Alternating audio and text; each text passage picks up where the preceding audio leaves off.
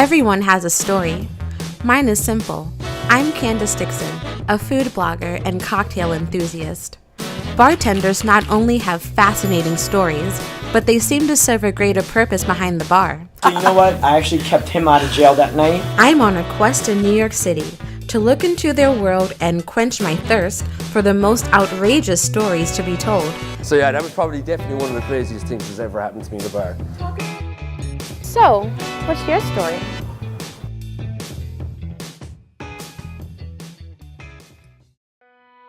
Hey there, it's Candace, back for more wild tales from New York City bartenders. Today, we'll meet Denver, a bartender at Alice's Arbor, a cozy farm-to-table eatery in Clinton Hill, Brooklyn. It turns out, Denver has some gripping stories, like how he was hustled by scam artists and worked for a chef who took TMI to an X-rated level with guests. Also, we'll check out the Arbor's Smoky Goodnight Moon cocktail. Let's go in and see what he's pouring up today.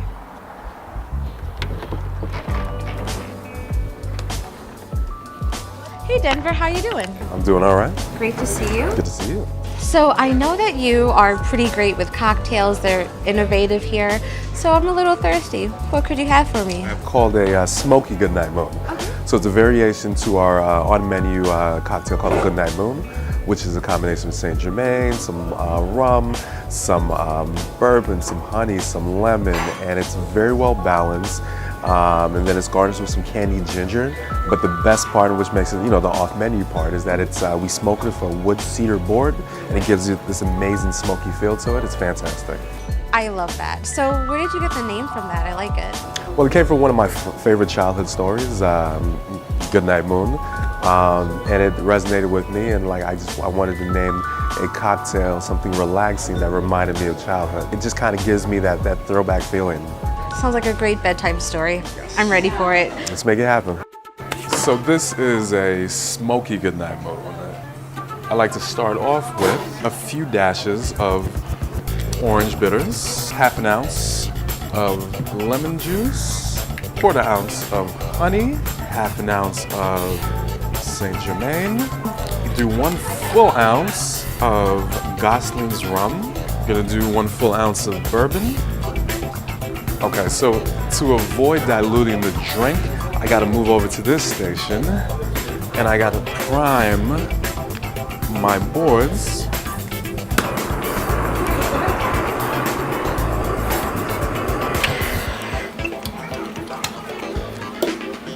The next step is I use one of these glasses, get myself a solid block of ice. I get my ice back in my initial glass. Over here. So, following this step, I like to do a double strain. I'm going to do a quick transition from here to here. My double strain prepared, like so. Then I'm going to garnish, and my garnish is already prepared, with some candied ginger on the rim. And I'm gonna add a dash of lavender tincture for aromatics. And voila, you have a Smoky Goodnight Moon. Denver, how long have you been bartending? I'd say about 5 or 6 years. Okay, so I'm sure that you've seen a lot in that time behind the bar. Son. Have you ever had any shocking experiences? I guess the best way to describe it is an organized gang of scammers. What? And they kind of swooped in on me unexpectedly. So regular night starts off. I get into the bar. It starts to pick up a little bit, and it starts with one guy. So one guy, he kind of, gets near, a little bit nearer to me where I'm making drinks, and he asks, kind of non-traditional questions. He's like, do you have any, I don't know, like a Budweiser or something like? I said, no, not really, but here's a look at our menu. So he's a little nervous. He's got cash on him. He picks something off the menu real quick. He gives me the cash. I think nothing of it. I give him the beer, no problem. Another guy, end of the bar, he sits down, seemingly unassociated from the first guy. He sits down, asks a very similar question. Does not register with me, of course, because there are enough people here where now I'm a little busy, so I'm not necessarily thinking about the question in that concept. He asked something similar. Then he takes a look at the menu. He's a little bit less patient. He's like, all right, let me just get this. Same scenario. He gives me $5 bill. The first guy walks out. Third person walks in, happens to be a woman. She sits at the end of the bar. So now I'm attending to them, but they're a little more impatient than my average customers in between. So the woman over here, she starts hitting on me pretty aggressively. Wow. But, you know, you're used to maybe getting hit on as a bartender, but one thing is when you're trying to serve drinks and do different things, it can be distracting, right? Particularly if someone is like really trying to get your attention. So, you know, she's asking for drinks now, and then another guy comes in, and he's, you know, apparently they're all unrelated, right? So now he's asking several questions, but now things are bustling. I'm operating as a service bar, so I'm making drinks over here. They're asking questions, they're asking for more drinks. She sees that she has me, and she's just ramping up the energy, and now she's pressing me, she's pushing. The other guys are kind of there, and all I want to do is get her to just quiet down so I prioritize her. Whatever she wants, you got it, shot, no problem. I look over, no problem.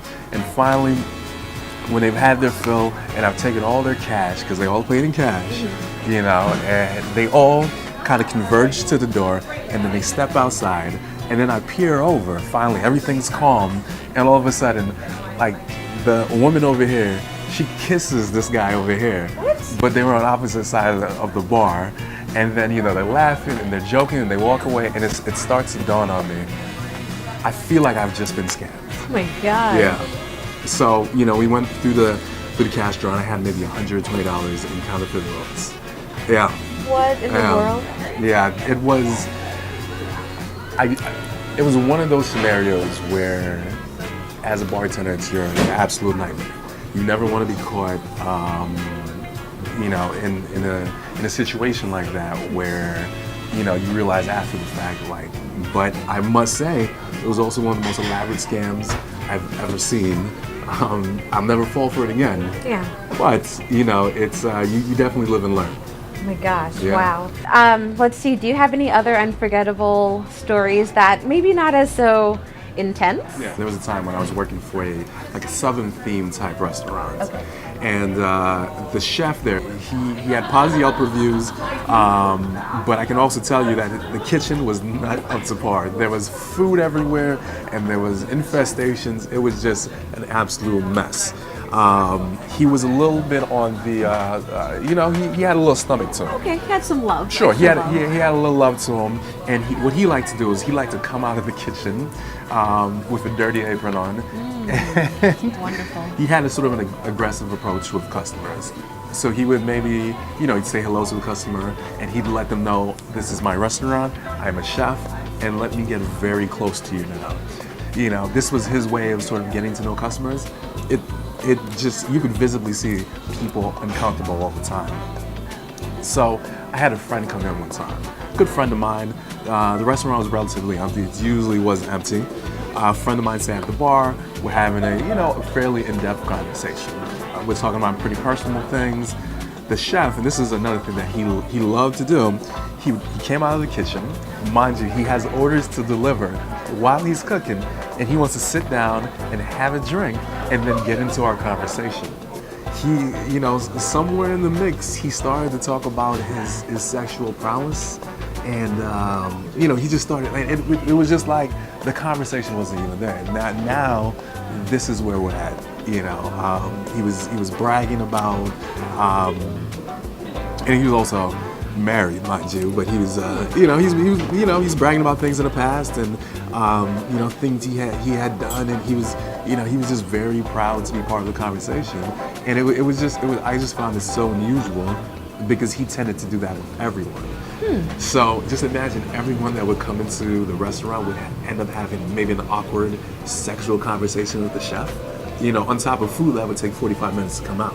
Exactly. Yeah, I could tell that wasn't on everyone's agenda for the night when they came out. Right, exactly. Wow.